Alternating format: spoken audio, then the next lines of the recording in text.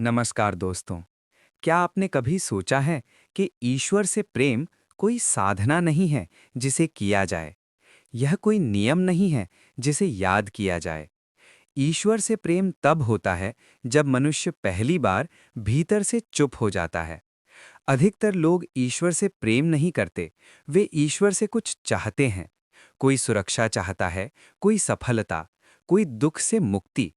लेकिन जहां मांग होती है, वहां प्रेम नहीं होता। प्रेम वहां शुरू होता है जहां मांग समाप्त हो जाती है। ईश्वर से प्रेम डर से नहीं पैदा होता। डर से पैदा हुआ रिश्ता केवल आज्ञाकारिता होता है। जब हम ईश्वर से इसलिए झुकते हैं क्योंकि हमें सजा का भय है, तो वह झुकाव प्रेम का नहीं, असुरक्षा का होता है। प्रेम तभी जन्म लेता है जब डर गिर जाता है। जब मनुष्य यह समझ लेता है कि ईश्वर कोई न्यायाधीश नहीं, बल्कि वही चेतना है जिससे वह स्वयं बना है। ईश्वर को व्यक्ति समझने से प्रेम अधूरा रह जाता है, क्योंकि व्यक्ति से प्रेम में अपेक्षा होती है। लेकिन ईश्वर व्यक्ति नहीं है। ईश्वर एक मौन उपस्थिति है। जब तुम मौन में बैठते हो, जब तुम कुछ नहीं मांगते, जब तुम बस श्वास लेते हो और उपस्थित रहते हो, तभी पहली बार ईश्वर से प्रेम की झलक मिलती है। ईश्वर से प्रेम का अर्थ है जीवन को वैसा ही स्वीकार कर लेना जैसा वो है। दुख आए तो शिकायत न करना, सुख आए तो पकड़ कर न रखना।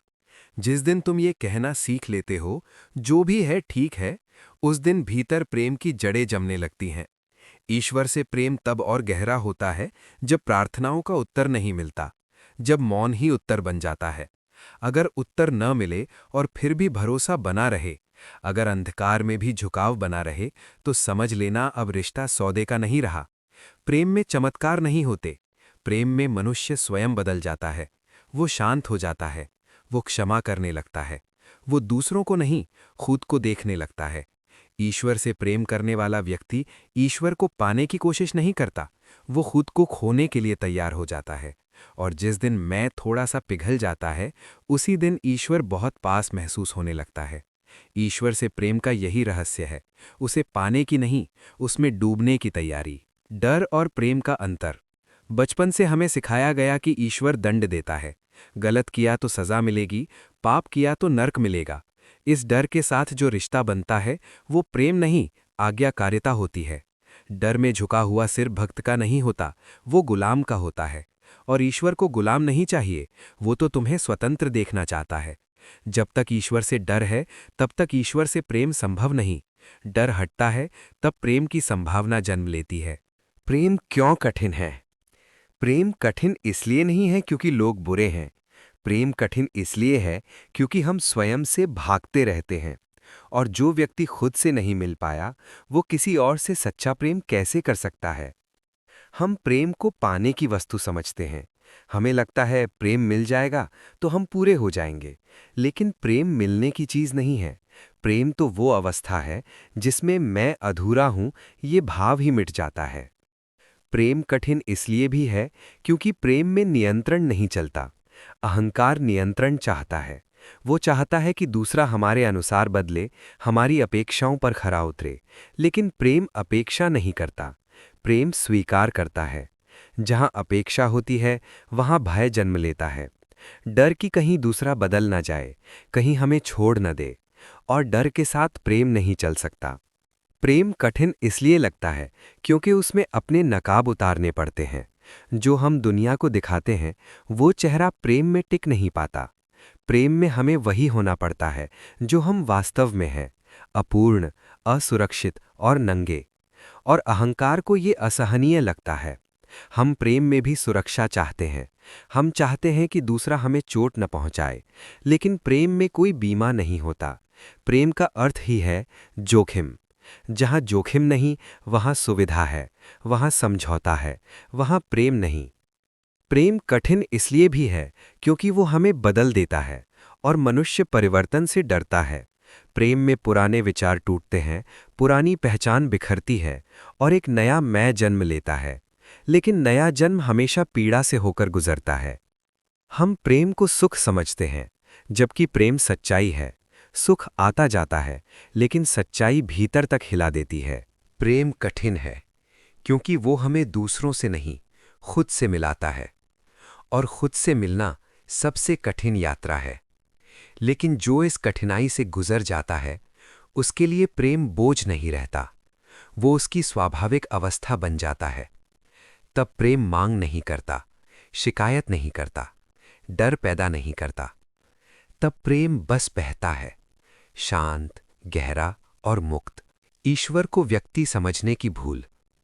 बहुत लोग ईश्वर को किसी व्यक्ति की तरह प्रेम करना चाहते हैं, जिससे बात की जा सके, जिससे शिकायत की जा सके, जिससे उम्मीद की जा सके। लेकिन ईश्वर व्यक्ति नहीं है, ईश्वर चेतना है।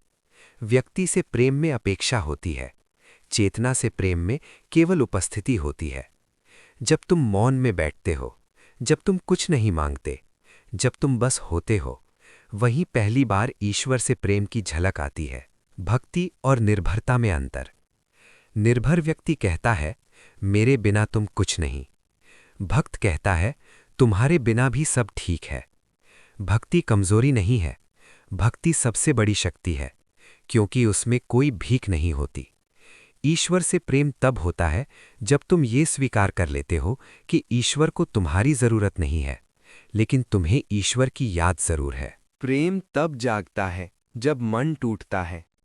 ईश्वर से प्रेम अक्सर सुख में नहीं जागता, वो जागता है टूटन में। जब जीवन तुम्हारी सारी योजनाएं तोड़ देता है, जब प्रार्थनाएं भी मौन हो जाती हैं, जब कोई उत्तर नहीं मिलता, तभी भीतर एक नया प्रश्न जन्म लेता है, अगर कुछ भी नहीं बदले तब भी क्या मैं उसे चाहूंगा? यही प्रश्न प्रेम की परीक्षा है। ईश्वर से प्रेम का पहला संकेत। ईश्वर से प्रेम का पहला संकेत ये नहीं कि तुम्हें आनंद मिलने लगे। पहला संकेत ये है कि तुम शिकायत करना बंद कर देते हो। जब दुख आता है और तुम पूछते नहीं क्यों, जब पीड़ा आती है और तुम कहते हो ठीक है, जब जीवन जैसा है वैसा स्वीकार हो जाता है, वहीं प्रेम ने जन्म लिया है। ध्यान और प्रेम का गहरा संबंध।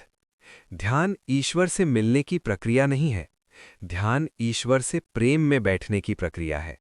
ध्यान में तुम कुछ नहीं चाहते, तुम बस उपस्थित रहते हो, और जहां चाह नहीं होती वहां प्रेम स्वतः प्रकट होता है।